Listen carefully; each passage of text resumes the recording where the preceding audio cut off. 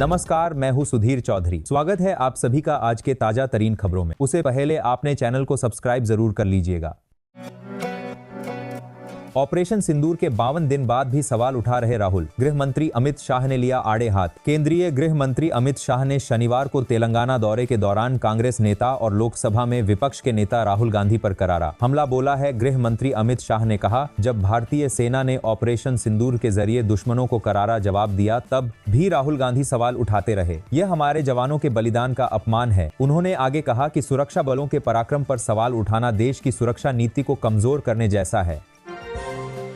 कर्नाटक के कांग्रेस विधायकों से मिलेंगे सुरजेवाला। पार्टी में असंतोष, कैबिनेट फेरबदल के कयास। कर्नाटक कांग्रेस में आंतरिक नाराजगी बढ़ती जा रही है। कई विधायक सरकार के कामकाज से असंतुष्ट हैं, जिससे नेतृत्व परिवर्तन और कैबिनेट फेरबदल की अटकलें तेज हो गई हैं। बढ़ते नाराजगी के बीच कर्नाटक कांग्रेस प्रभारी रणदीप सुरजेवाला सोमवार को विधायकों से अलग अलग मुलाकात कर फीडबैक लेंगे।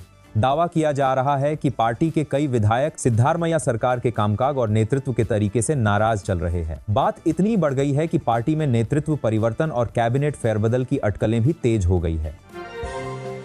सरदार जी 3 के विवाद के बीच दिलजीत पर भड़के अभिजीत भट्टाचार्य। बोले, हिंदुस्तान हमारे बाप का है। पंजाबी सिंगर दिलजीत दोसांझ एक बार फिर सुर्खियों में है। एक लाइव कॉन्सर्ट के दौरान दिए गए बयान की वजह से विवादों में घिर गए हैं। दरअसल दिलजीत ने अपने एक शो के दौरान एक कविता के अंदाज में मंच से कहा था, किसी के बाप का हिंदुस्तान थोड़ी है, जिसे सोशल मीडिया पर तीव्र प्रतिक्रियाएं मिल रही हैं। इसी बहस के बीच सिंगर अभिजीत भट्टाचार्य ने दिलजीत पर तीखा पलटवार किया। उन्होंने अपने सोशल मीडिया हैंडल पर एक वीडियो पोस्ट किया, जिसमें दिलजीत के बयान का हिस्सा दिखाने के बाद कहा, हिंदुस्तान हमारे बाप का है, हमारे पूर्वजों का है और हमें इस पर गर्व है। इसके साथ अभिजीत ने तिरंगा लहराते हुए सारे जहां से अच्छा गाना बैकग्राउंड में चलाया, जो देशभक्ति के रंग में डूबा संदेश देता है। पुरी भगदड़ मामले में ओडिशा सरकार की बड़ी कार्रवाई। 2 अधिकारी निलंबित, डीएम एसपी का हुआ तबादला। ओडिशा के मुख्यमंत्री मोहन चरण मांझी ने रविवार को पुरी में एक मंदिर के पास भगदड़ के लिए भगवान जगन्नाथ के भक्तों से क्षमा मांगी। इस घटना में कम से कम 3 लोगों की मौत हो गई है। मुख्यमंत्री मांझी इस मामले में कड़ी कार्रवाई करते हुए 2 अधिकारियों को निलंबित कर दिया है और पुरी के जिला कलेक्टर और पुलिस अधीक्षक एसपी को तत्काल प्रभाव से स्थानांतरित कर दिया है। इसी के साथ ओडिशा के सीएम ने प्रत्येक मृतक श्रद्धालु के परिजनों को 25 लाख रुपए की आर्थिक सहायता देने की घोषणा की है। बता दें कि ओडिशा के पुरी में श्री गुंडिचा मंदिर के निकट रविवार को मची भगदड़ में कम से कम 3 व्यक्तियों की मौत हो गई और करीब 50 अन्य घायल हो गए। इस बीच ओडिशा सरकार ने एक और बड़ा फैसला लेते हुए वरिष्ठ आईएएस अधिकारी अरविंद अग्रवाल को यात्रा की समग्र निगरानी का प्रभार सौंपा है। पुरी रथ यात्रा में भगदड़ को राहुल खड़गे ने बताया प्रशासन की लापरवाही का नतीजा। जांच की उठाई मांग। ओडिशा के पुरी स्थित श्री गुंडिचा मंदिर के पास रविवार सुबह हुई भगदड़ की घटना को लेकर कांग्रेस नेताओं ने राज्य सरकार पर सवाल उठाए हैं। कांग्रेस नेता राहुल गांधी और पार्टी के राष्ट्रीय अध्यक्ष मल्लिकार्जुन खड़गे ने इस हादसे को बेहद दुखद और दर्दनाक बताया, साथ ही पीड़ितों के परिजनों के प्रति संवेदना जताई। कांग्रेस सांसद राहुल गांधी ने सोशल मीडिया प्लेटफॉर्म एक्स पर लिखा कि यह त्रासदी इस बात की गंभीर याद दिलाती है कि इस तरह के बड़े आयोजनों के लिए सुरक्षा और भीड़ प्रबंधन की तैयारी बहुत मजबूत होनी चाहिए। उन्होंने ओडिशा सरकार से राहत कार्यों को तेज करने की अपील की और कांग्रेस कार्यकर्ताओं से हर संभव मदद करने को कहा।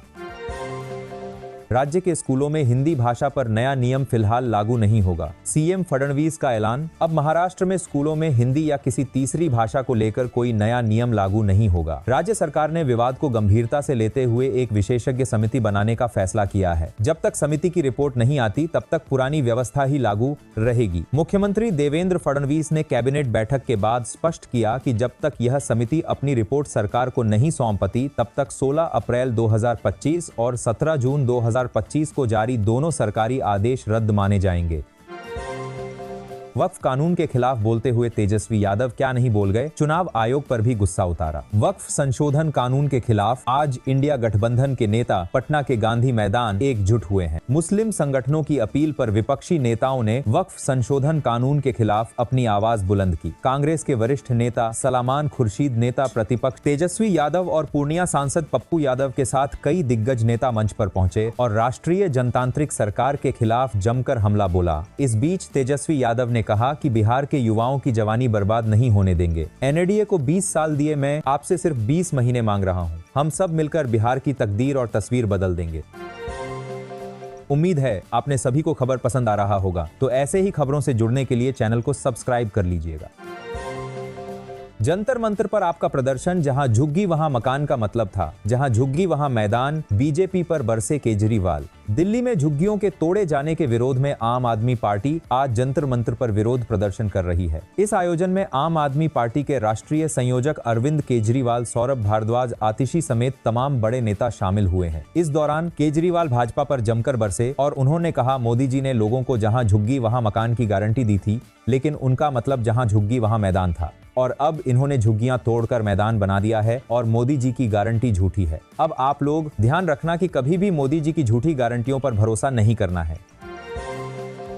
विपक्ष ने सरकार का न्योता ठुकराया और लगाए आरोप। विधानसभा का मानसून सत्र में हंगामे के आसार। महाराष्ट्र में मानसून सत्र से पहले विपक्षी दलों ने सरकार की चाय पार्टी का बहिष्कार किया, जिसे उन्होंने भ्रष्टाचार और जनविरोधी नीतियां बताया। शिवसेना, उद्धव गुट और कांग्रेस ने शिक्षा, सड़क, जमीन सौदों और महिला उत्पीड़न जैसे मुद्दों पर सरकार को निशाने पर लिया। यह कार्यक्रम हर साल विधानमंडल के मानसून सत्र से पहले आयोजित होता है।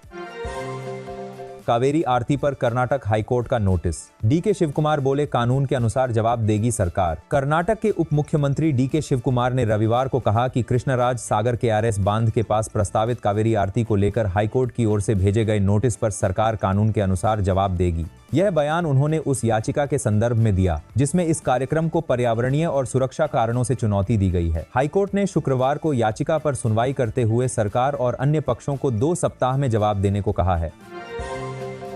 तेलंगाना में खुला हल्दी बोर्ड मुख्यालय। अमित शाह बोले, भारत से 1 अरब यूएसडी के निर्यात का लक्ष्य। केंद्रीय गृह मंत्री अमित शाह ने रविवार को तेलंगाना के निजामाबाद में हल्दी बोर्ड के राष्ट्रीय मुख्यालय का उद्घाटन किया। इस दौरान उन्होंने कहा कि केंद्र सरकार ने भारत से हल्दी का निर्यात $1 अरब तक पहुंचाने का लक्ष्य तय किया है। कहा कि देश में हल्दी की खेती को बढ़ावा देने और किसानों की आय बढ़ाने के लिए यह कदम उठाया गया है। मणिपुर में सुरक्षा बलों की बड़ी कार्रवाई। गोला बारूद के साथ 2 उग्रवादी गिरफ्तार। मणिपुर में सुरक्षा बलों ने एक बार फिर बड़ा ऑपरेशन चलाकर उग्रवादियों पर बड़ी कार्रवाई की है। राज्य के बिष्णुपुर और तेंगनौपाल जिलों से प्रतिबंधित संगठनों के 2 सक्रिय उग्रवादियों को गिरफ्तार किया गया है। इसके अलावा इम्फाल ईस्ट जिले में एक बड़ी मात्रा में हथियार और गोला बारूद बरामद किए गए हैं। साथ ही तेंगनौपाल में भारत म्यांमार सीमा के पास एक जिंदा बम को भी निष्क्रिय किया गया है। आसिम मुनीर ने फिर दी गीदड़ भभकी। ऑपरेशन सिंदूर में मार खाने के बाद फिर अलापा कश्मीर राग। पाकिस्तान के सेना प्रमुख आसिम मुनीर ने एक बार गीदड़ भभकी दिखाई है और भारत के खिलाफ निर्णायक कार्रवाई करने की बात कही है। शनिवार को पाकिस्तान नेवल एकेडमी के एक कार्यक्रम को संबोधित करते हुए भारत पर बेबुनियाद आरोप लगाया और कहा कि भारत क्षेत्रीय तनाव को बढ़ा रहा है। रोहित शर्मा ने सूर्य कुमार के फाइनल में पकड़े कैच को याद किया। कोहली के योगदान को भी जमकर सराहा। भारतीय टीम के स्टार बल्लेबाज रोहित शर्मा ने T20 विश्व कप 2024 के फाइनल में सूर्य कुमार यादव के शानदार कैच को याद किया और कहा कि इस कैच ने मैच में अंतर पैदा किया। रोहित ने स्वीकार किया कि जब भारत ने जल्द ही 3 विकेट गंवा दिए थे तो वह नर्वस हो गए थे। उन्होंने साथ ही खिताब जिताने के लिए विराट कोहली की पारी को भी सराहा। अगर इंग्लैंड में हारे तो भी रवि शास्त्री ने किया गिल का समर्थन। टीम प्रबंधन से की बड़ी मांग। गिल ने कप्तानी के डेब्यू पर शतक लगाया था और 5वें भारतीय थे जिन्होंने कप्तान के तौर पर अपने पहले मैच में शतक जड़ा था। हालांकि उनके लिए कप्तानी का डेब्यू यादगार नहीं रहा क्योंकि इंग्लैंड ने पहले टेस्ट मैच में भारत को 5 विकेट से हराया। भारत की हार के बावजूद रवि शास्त्री ने गिल की सराहना की है और टीम प्रबंधन से अपील की है कि वे गिल को 3 साल तक कप्तान बनाए रखें।